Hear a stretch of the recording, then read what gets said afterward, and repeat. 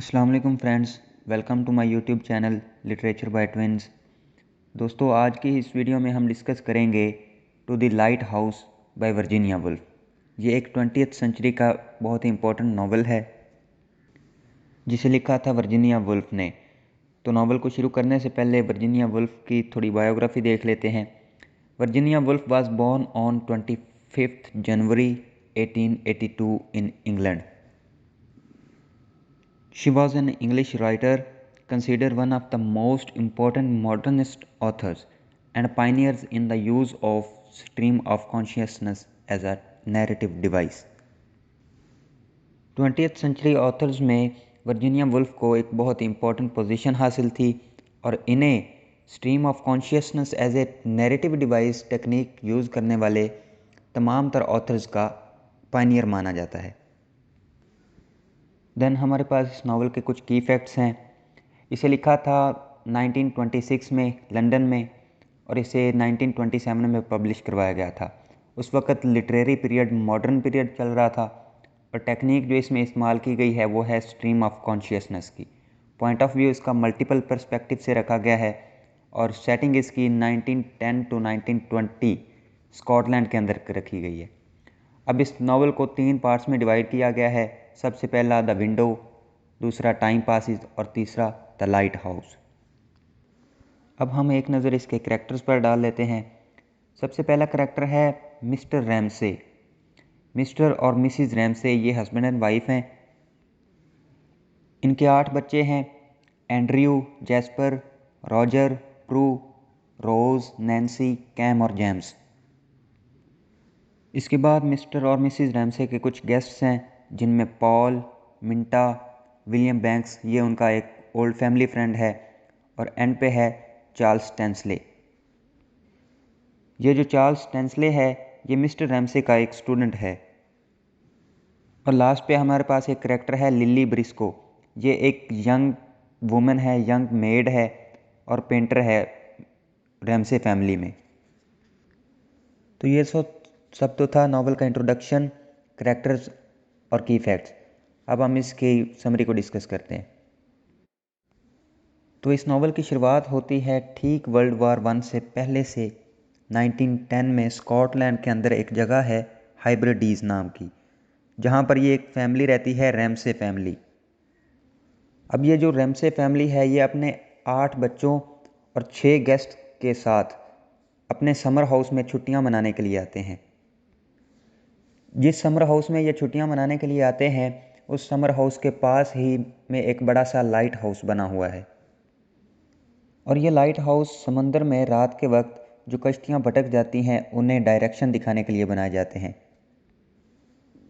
अब मिस्टर और Mrs Ramsay का सबसे छोटा बेटा जेम्स, जो कि एक 7 साल का बच्चा है, वो उस लाइट हाउस को देखकर उसके दिल में एक ख्वाहिश पैदा होती है कि वो भी उस लाइट हाउस को देखने जाएगा, और वो अपनी इस ख्वाहिश का इजहार अपनी माँ से करता है और ज़िद करने लगता है कि उसे लाइट हाउस देखने जाना है। उसकी माँ मिसिज रैमसे समझाती है उसे कि अगर कल मौसम ठीक हुआ तो वो लाइट हाउस देखने ज़रूर जाएंगे, मगर पास ही में खड़ा उसका फादर कहता है कि नहीं, कल मौसम ठीक नहीं होगा, हवा बहुत ख़राब चल रही है, तो हम लाइट हाउस नहीं जाएंगे। ये बात सुनकर जेम्स के दिल में अपने बाप के लिए नफ़रत पैदा हो जाती है, मगर मिस्टर रैमसे के सरकास्टिक रिमार्क्स पर उनका जो एक शागिर्द है चार्ल्स टेंसले, वो उनकी तारीफ़ करता है मेटाफिज़िकल फ़िलासफ़ी के हवाले से, और वो भी इस बात से एग्री करता है कि मौसम ठीक नहीं होगा तो लाइट हाउस जाने का कोई फ़ायदा नहीं। दोस्तों, मैं आपको यहाँ एक बात बताना भूल गया कि मिस्टर और मिसिज़ रैमसे के दरमियान में ये फ़र्क है कि मिसिज़ रैमसे जो है वो बहुत काइंड, लविंग और जेनरस हैं, जबकि मिस्टर रैमसे एक पेसिमिस्टिक टाइप के बंदे हैं और हर चीज़ को नेगेटिवली देखते हैं, और अपनी फैमिली से उनका बिहेवियर बहुत ही रूड था क्योंकि वो एक अच्छे फ़िलासफ़र नहीं बन पाए थे। अब इसी फैमिली में उनके कुछ मेहमान भी रह रहे होते हैं जिनका मैंने करैक्टर्स में आपको पहले मेंशन किया, पॉल, मिंटा वगैरह। अब ये जो यंग पेंटर है लिली ब्रिस्को, ये चार्ल्स टेंसले को पसंद नहीं करती क्योंकि ये बंदा लिली को कहता है कि औरतों का काम राइटिंग और पेंटिंग का नहीं है, ना तो औरतें अच्छी राइटर बन सकती हैं और ना ही पेंटर।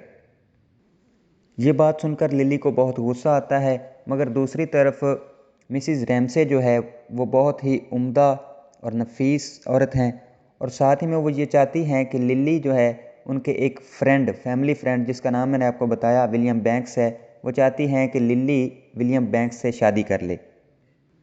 और यही सोच वो पॉल और मिंटा के लिए भी रखती हैं।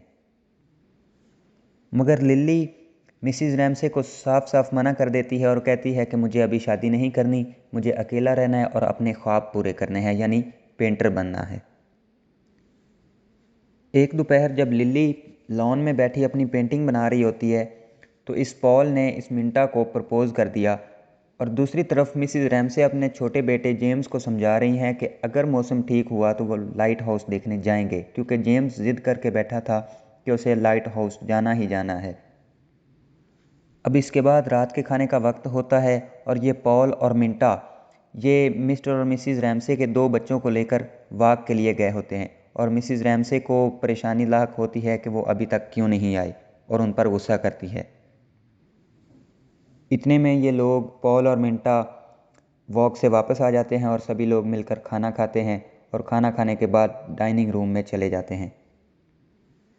इसके बाद सभी मेहमानों को अपने अपने रूम्स में भेजने के बाद मिसिज़ रैमसे अपने कमरे में आती है और बैठकर अपने माजी के बारे में कुछ सोचने लगती है। वो काफ़ी देर तक बैठी रहती है, यहाँ तक कि उसका हस्बैंड मिस्टर रैमसे उसके पास आता है और वो भी चुपचाप उसके साथ बैठकर कुछ सोचने लगता है। अब ये जो मिस्टर रैमसे है ये दिल ही दिल में एक ख्वाहिश रखता है कि इसकी बीवी इसको आई लव यू बोले, यानी अपनी मोहब्बत का इजहार करे। मगर मिसिज़ रैमसे जो है वो अपनी मोहब्बत का इजहार तो करती है, मगर ढके छुपे अल्फाज में बोल करके चली जाती है, सही तरह से इजहार नहीं कर पाती।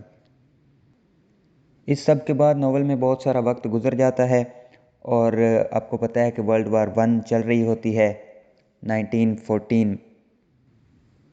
इन्हीं दिनों में एक रात अचानक मिसिज़ रैमसे की डेथ हो जाती है, और दूसरी तरफ वर्ल्ड वार 1 में उनका बड़ा बेटा एंड्रयू बम फटने की वजह से मर जाता है। और तीसरी डेथ उनकी एक बेटी जिसका नाम है प्रू, वो वो भी डिलीवरी के दौरान मर जाती है। तो इसी तरह से इस फैमिली के 3 मेंबर्स की डेथ हो जाती है इस पार्ट में, और 10 साल का अरसा गुजर जाता है, और इस गम की वजह से रैमसे फैमिली समर हाउस में छुट्टियां मनाने के लिए दोबारा कभी नहीं आ पाती।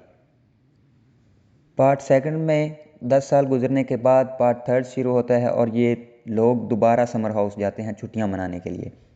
अब ये जेम्स बड़ा हो गया है, इसकी उम्र 17 साल है, और इसकी जो बहन है कैम वो 18 साल की है। और उम्र की तब्दीली के साथ साथ एक और तब्दीली आई है, और वो ये है कि जेम्स को अब लाइट हाउस देखने में कोई दिलचस्पी नहीं रही। मिस्टर रैमसे भी पहले जैसे नहीं रहे, क्योंकि उनको समझने वाली उनकी वाइफ नहीं थी, और उनकी वाइफ के बाद उनको किसी ने भी उसकी तरह नहीं समझा। अब वो बहुत पोलाइट हो गए हैं अपने बच्चों के साथ और अपनी मेड लिली ब्रिस्को के साथ, और उनसे पूछते हैं कि वो लाइट हाउस जाएंगे। मगर जेम्स को अब कोई इंटरेस्ट नहीं है लाइट हाउस देखने में। लेकिन मिस्टर रैमसे अपने बच्चों को लाइट हाउस देखने के लिए राज़ी कर लेते हैं। रास्ते में जेम्स कश्ती चलाता है, और मिस्टर रैमसे जेम्स की तारीफ़ करते हैं कि बेटा बहुत अच्छी कश्ती चलाई तुमने। और जेम्स के लिए ज़िंदगी में ये पहला इंसिडेंट था जब उसके बाप ने उसकी तारीफ़ की थी। अपनी तारीफ़ सुनते ही जेम्स के दिल में अपने बाप के लिए जो नफ़रत थी वो यकदम से ख़त्म हो गई, और वो लोग लाइट हाउस पहुंच जाते हैं।